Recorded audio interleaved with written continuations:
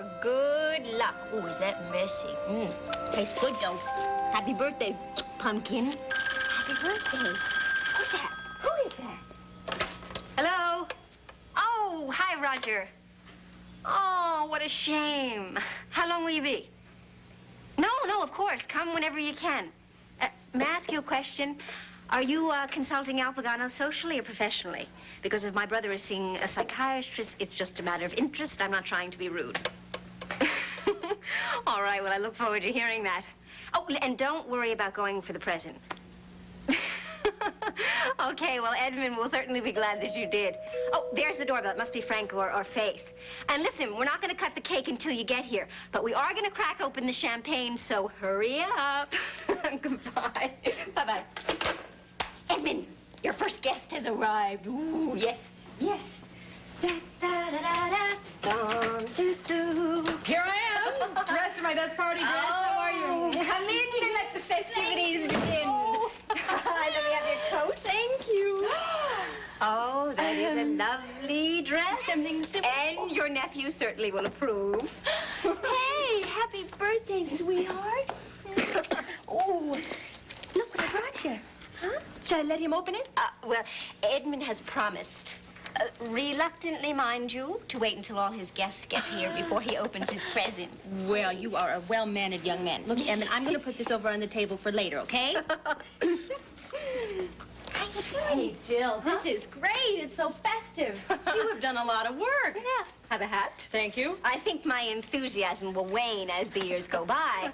But there's something very special about your first child's first birthday. I cannot tell you, I haven't had so much fun getting ready for a party since we were kids. I mean, do you remember all those birthday parties at home, spending hours decorating the dining room? Yes, I do, and I also remember Roger sneaking in when we were finished and sticking pins in all the balloons. I know. Oh, by the way, Roger just called, and he's gonna be late as usual. Have you heard from Frank? No, but I'm not surprised because I spoke to him yesterday and he said that he had a very hectic schedule all through this afternoon. So he should be here any minute. Yay! Oh, what a day this has been. Listen, Georgia, I'm really sorry I didn't call you, but I've been stuck in a massive traffic jam on the West Side Highway for the last, 45 minutes. Well, I was beginning to worry about Well, you. 2 hours ago, I was locked in an office with the chairman of the Community Planning Board, trying to convince him that they have to take some action on that urban renewal plan for Riverside. I didn't have much success, I'll tell you that. I've got to get on the phone right away and call some of these board members because I'm not going to let them shelve that without a damn good fight. And were you trying to reach Mr. Lozano for me? The tenants from the Hillside Committee weren't even at the meeting, and I'd like to know why. Right away. There's mail on your desk and correspondence for you to sign. All right, thank you. I'll get to it as soon as I can.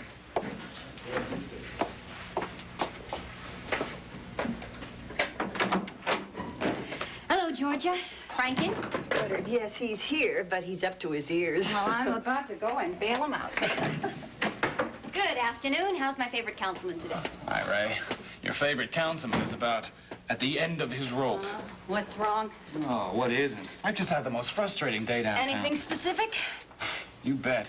For starters, remember that urban renewal plan I told you about, the one that's waiting for action by the Community Planning Board? They're still dragging their feet. Worse than that. They want to put it on the shelf for another year. No one down there seems to want to make a decision. Now, I'd like to see that project in the works by early spring, so I've got to get on the phone with some of these board members and do some very persuasive talking. Anything else? Just a tenants committee that decided not to show up at the council meeting. What is this, half a dozen? No, 2 dozen phone messages and half a dozen appointments that have to be rescheduled. Oh, well, if that's all. Listen, at this hour you can't do much anyway. I suggest you shelve the whole thing. Well, why should I do that? Because my car is waiting downstairs to take us to the airport to catch the 6 o'clock shuttle to Washington. What are you talking about? I'm talking about the fact that you are having dinner with the National Committee Chairman tonight. What?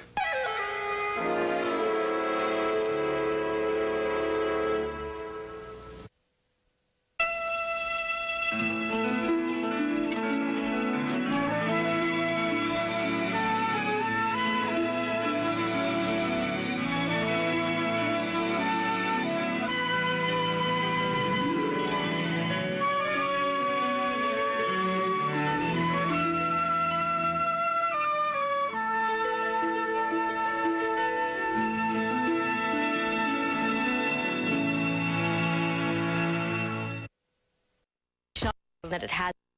Best hair. Huh? I don't think... By Conair.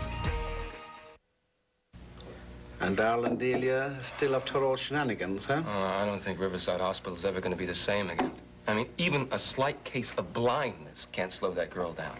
I mean, I think she thinks she's a guest at the Plaza Hotel instead of a patient at an overworked Manhattan hospital. No kidding. I mean, if she doesn't get what she wants, when she wants it, she bursts into tears and sends for Pat. Oh, she'll send that lad to an early grave yet, I'm telling you. Yeah. But unfortunately, she can't see what she's doing to him because she's so wrapped up in her own needs. Hello. Hey, Melissa. How you doing? Have you seen Bob Reed around? I'm supposed to meet him here for dinner. Well, he hasn't appeared yet. I guess I'm kind of early. If you don't mind, I think I'll sit and wait for him. Do that. Make yourself at home. Listen, as long as you're waiting, how about having a beer with me? Thank you. That would be very nice. Barkeep, give us 2 of your heady brews, please. Coming up, son. All right, there.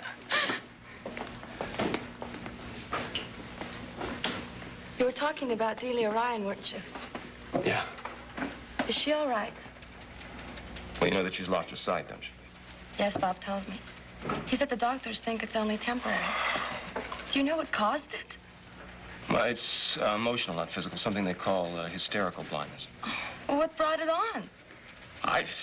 Nobody knows for sure, but I bet that it has something to do with her fear of losing her hold over Pat. How is Dr. Ryan? Well, between his heavy work schedule at the hospital and Delia's constant demands, I mean, he's exhausted, exasperated. What he needs is a good long rest. And he sure does, but I don't think he's going to get it, at least as far as Delia is concerned.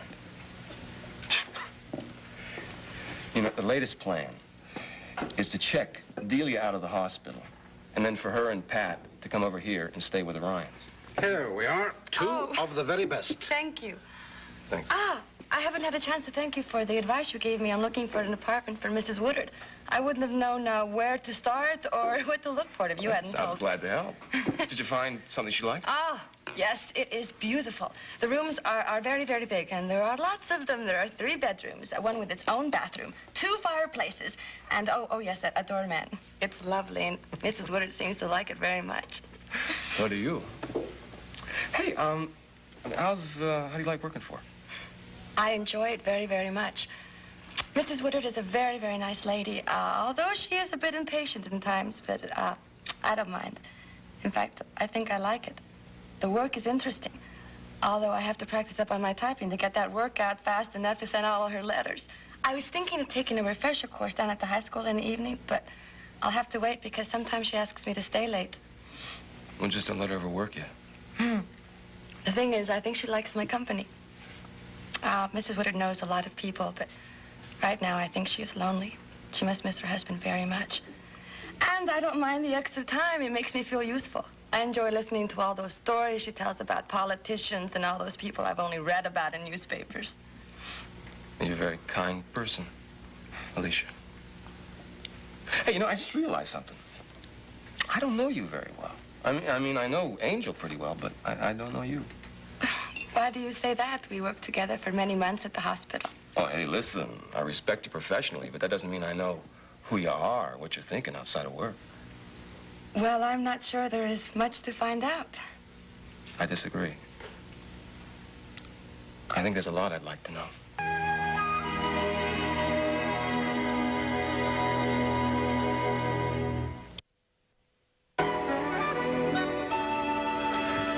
You mean you have arranged for me to have dinner with the National Committee Chairman in Washington tonight?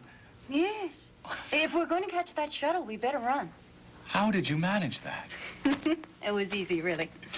I called him to thank him for the lovely note he sent when Bill died, and he asked me to come down and have dinner and a chat. And I took that opportunity to tell him about you and the fine work you've been doing, and I said I'd like to have you come along, and he was agreeable. More than that, he's really interested in meeting you. I cannot believe it. This is fantastic.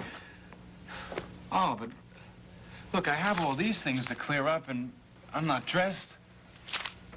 Ray, I really appreciate Nonsense. what you're doing, but I Come can't... on, don't be ridiculous. You have not mentioned one thing that can't be held over till tomorrow. Now, we get the last shuttle back tonight. You get a good night's sleep. You'll be sitting behind that desk bright and early tomorrow. And as far as your clothes are concerned, you're fine. It's not black tie. You're right.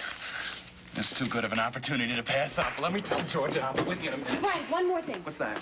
I would like Bob Reed to come with us. That's terrific. I didn't even know you met him. Yes, yesterday at Ryan's. We had a nice long talk, and I like him. He's honest, he's straightforward, and he's beautifully unsophisticated about political gameplay. That's Bob, all right. Yeah, and it's going to hold the two of you in good stead, and that's why I want him to be with us now. You know, I could not agree with you more. So why don't you call him, tell him we'll pick him up in 10 minutes, and I will tell Georgia about the plans and give her a place where she can get in touch with you in Washington if she needs you.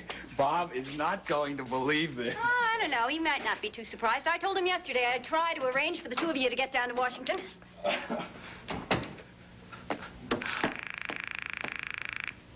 Oh.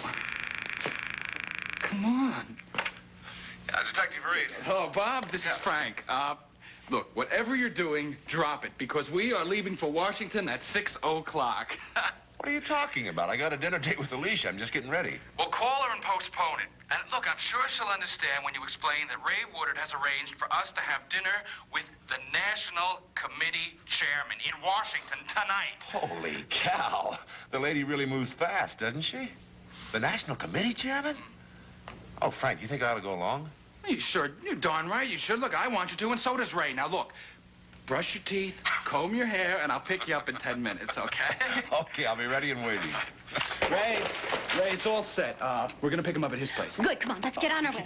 Louise, Georgia, I'm sorry, I'm getting all confused now. I'm so nervous. If anyone calls me, tell them I was called out of town on urgent business, and I'll get back to them tomorrow, okay? Fine. Don't worry. I'll take care of everything, and good luck. Thanks.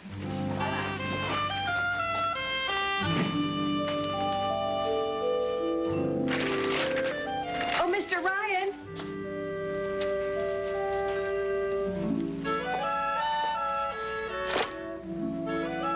We forgot all about the birthday party.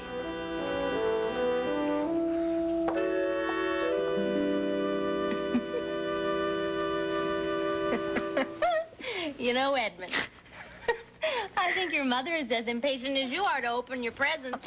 I am. I love his presents. I mean, I think I'm more excited than if they were for me. That is the mother instinct.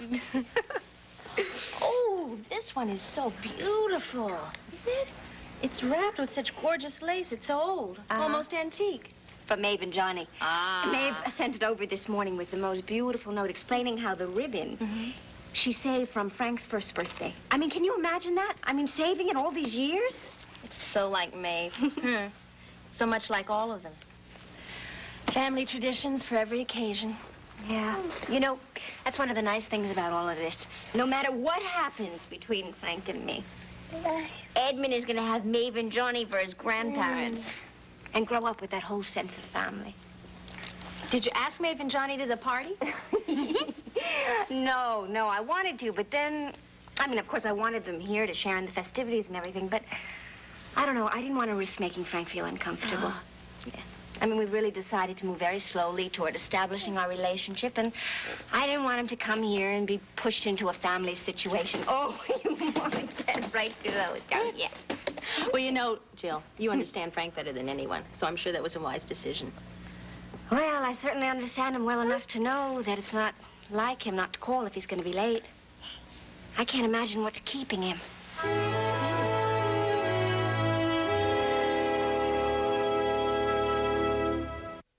Call me Cinderella. On the Sunday night, Free hours for just are flawless. Listen, I'm sorry if I embarrassed you. I mean, I didn't mean to. I wasn't trying to pry into your personal life. I mean, tell me to mind my own business if you want me to. No, you did not offend me. I guess it's just that no one has ever asked me to talk about myself before, that's all. Oh, sure, those people that you see when you are being interviewed for a job, but all they want to know is where you've worked, what your hobbies are you married or are you single? Besides, I don't know what I could tell you. I am not one of those people who analyzes myself. I just do what I have to do and what I think is best. say, you just told me a lot about yourself. I see what you mean. Well, what does doing what you have to do mean for you? It means working very, very hard to provide a good home for Angel and for me, and not to depend on anyone else for our material needs. I think it is important to be responsible for your own needs. You always this independent? Yes, I think so. I guess I learned it from my parents. When they came to New York from Mexico, they had absolutely nothing, but they worked very hard and for many, many years. My father's dream was to have his own business, to be his own boss. And so when they had enough money, they bought a bodega. I think they worked even harder then. They had it open from early in the morning to late at night, but they were very, very happy. And then there was a fire, and they died. Is that what you want? I mean, to have a business of your own? I don't know. Right now, I just want to learn all that I can so that I can explore every possibility. And I want to help my brother to get a good education. And what about you? I mean, isn't there some small, come on, luxuries that you'd like to... Oh, yes. I would like to travel. I would like to take a trip to Mexico, to Tasco, where I was born, and I still have some relatives. And I would like to see the Grand Canyon and visit New England. And someday I would like to take a grand tour of Europe. Here she is, Bob. Hold on a minute. Alicia, telephone for you. Thank you, Captain. Excuse me. Yeah. Hello. Hello, Alicia. Listen, I just got some terrific news. Ray Woodard has arranged for Frank and I to fly down to Washington. We have to take the 6 o'clock shuttle. We're going to go down and meet the National Committee chairman. Oh, Bob, that is wonderful. Yeah, I think it is, too. Listen, I'm sorry I didn't call you sooner, but I think I'm going to have to cancel that dinner date till tomorrow night. Oh, of course. All right, so I'll call you tomorrow morning? Oh, please do. I want to hear all about it. And you have a safe trip. Okay, great. I'll see you tomorrow. Bye-bye, Bob. What? Oh, such wonderful news. Mrs. Woodard has arranged for Frank Ryan and Bob to fly down to Washington tonight to have dinner with the chairman of the National Committee. They're leaving right now. Oh, what a terrific break. I mean, for Frank, for both of them. Can you imagine how happy Frank's father will be to hear about this? Hey, listen, yeah, if you're going to be free for dinner tonight, I'd be happy if you join me. Thank you. I would like that very much.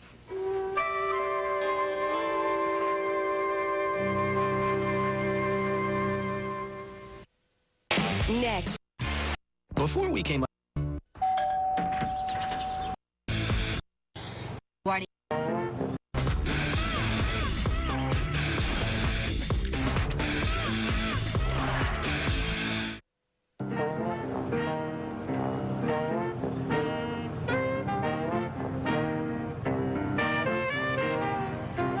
Well, if the traffic stays this light all the way, we should get to LaGuardia with time to spare now. I just suggest we sit back and relax. Would anybody like a drink? I know I would.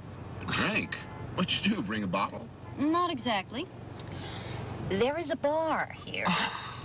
Would you look Now, at that? this is the way to travel. It sure beats taxis, huh? Or your compact. Are you kidding? My little car would fit in this back seat. We wouldn't even have to move. All right, now, gentlemen, what do you have? I'm having some white wine myself. Sounds good to me. Should be chilled by now. Bob, what can I get for you? Oh, you wouldn't happen to have a beer up there, would you? Sure would. My husband's favorite drink. Always kept the bar stocked with it. Will you hold that for me? Yeah. Ray, don't you think you'd better brief us on what to expect at this dinner? Yeah, I will, as soon as we board the plane. Yeah, I'll take care of that. The important thing for you to do is just remember to be yourselves. Oh, geez, I almost forgot. You know, I talked to Lou Picano today, Frank, and he wants to know whether you were able to arrange that interview with his son for the Parks Department job. Yeah. No, I haven't. I did some checking on that kid. Discovered he has a very poor work record. You know, he's lost 6 jobs in the last 2 months. Gentlemen, please. I thought we agreed that we were going to relax and not talk business until we board the plane. Okay. Mrs. Woodard. What the hell was that? It's just the driver. Yes, Carl? Well, the traffic patrol reports heavy congestion on the Long Island Expressway just before the airport exit. I'm going to take the alternate route and try to avoid it. That sounds fine, Carl. Thank you. Wish the company plane were available. We wouldn't have to worry about meeting commercial airline schedules. Now, come on. Let's just hold on a minute. I haven't even got used to this hotel on wheels yet. Frank, is anything wrong? No. No, I just got a sudden feeling that I had forgotten something very important. Come on now. I thought we agreed. Nothing is so important that it can't wait till tomorrow morning.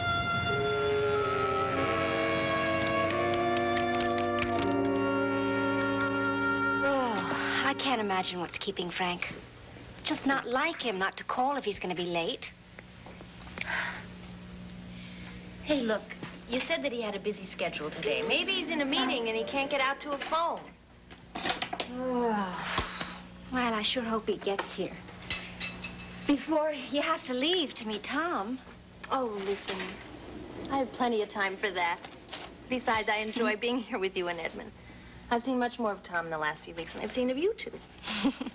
You know, what I have seen of Mr. Desmond at the hospital, I like him. You do? Good.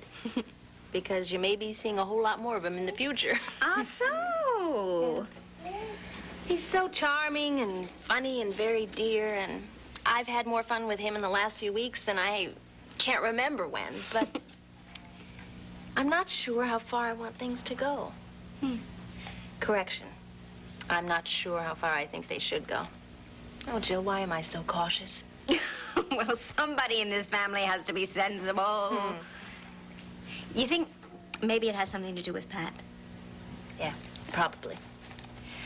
But I sure would like to think it doesn't. Well, finally, yay! There Put is on your daddy, yes.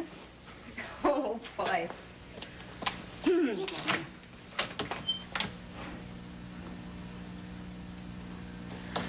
Jillian, I hope you don't mind. I wanted to bring Edmund a birthday present.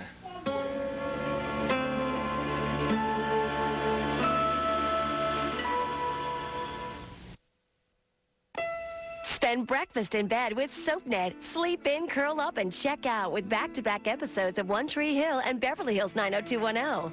Breakfast in bed, 7 a.m. to 2 p.m. every Saturday and Sunday on SoapNet.